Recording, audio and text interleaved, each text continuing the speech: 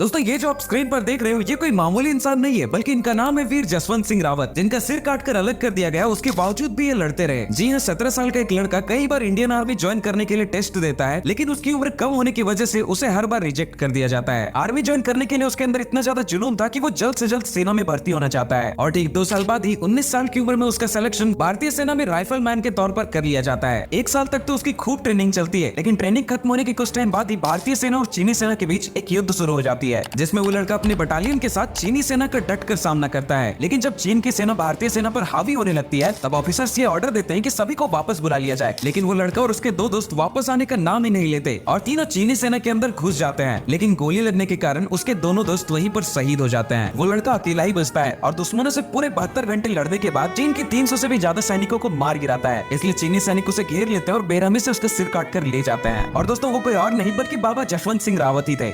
दोस्तों ये जो आप स्क्रीन पर देख रहे हो ये कोई मामूली इंसान नहीं है, बल्कि इनका नाम है वीर जसवंत सिंह रावत, जिनका सिर काटकर अलग कर दिया गया। उसके बावजूद भी ये लड़ते रहे। जी हाँ, 17 साल का एक लड़का कई बार इंडियन आर्मी ज्वाइन करने के लिए टेस्ट देता है, लेकिन उसकी उम्र कम होने की वजह से उसे हर बार रिजेक्ट कर दिया जाता है। आर्मी ज्वाइन करने के लिए उसके अंदर इतना ज्यादा जुनून था कि वो जल्द से जल्द सेना में भर्ती होना चाहता है। और ठीक 2 साल बाद ही 19 साल की उम्र में उसका सिलेक्शन भारतीय सेना में राइफल मैन के तौर पर कर लिया जाता है। 1 साल तक तो उसकी खूब ट्रेनिंग चलती है, लेकिन ट्रेनिंग खत्म होने के कुछ टाइम बाद ही भारतीय सेना और चीनी सेना के बीच एक युद्ध शुरू हो जाती है, जिसमें वो लड़का अपनी बटालियन के साथ चीनी सेना का डटकर सामना करता है। लेकिन जब चीन की सेना भारतीय सेना पर हावी होने लगती है, तब ऑफिसर्स ये ऑर्डर देते हैं कि सभी को वापस बुला लिया जाए। लेकिन वो लड़का और उसके 2 दोस्त वापस आने का नाम ही नहीं लेते और तीनों चीनी सेना के अंदर घुस जाते हैं। लेकिन गोली लगने के कारण उसके दोनों दोस्त वहीं पर शहीद हो जाते हैं। वो लड़का अकेला ही बचता है और दुश्मनों से पूरे 72 घंटे लड़ने के बाद चीन के 300 से भी ज्यादा सैनिकों को मार गिराता है। इसलिए चीनी सैनिक उसे घेर लेते हैं और बेरहमी से उसका सिर काट कर ले जाते हैं। और दोस्तों वो कोई और नहीं बल्कि बाबा जसवंत सिंह रावत ही थे।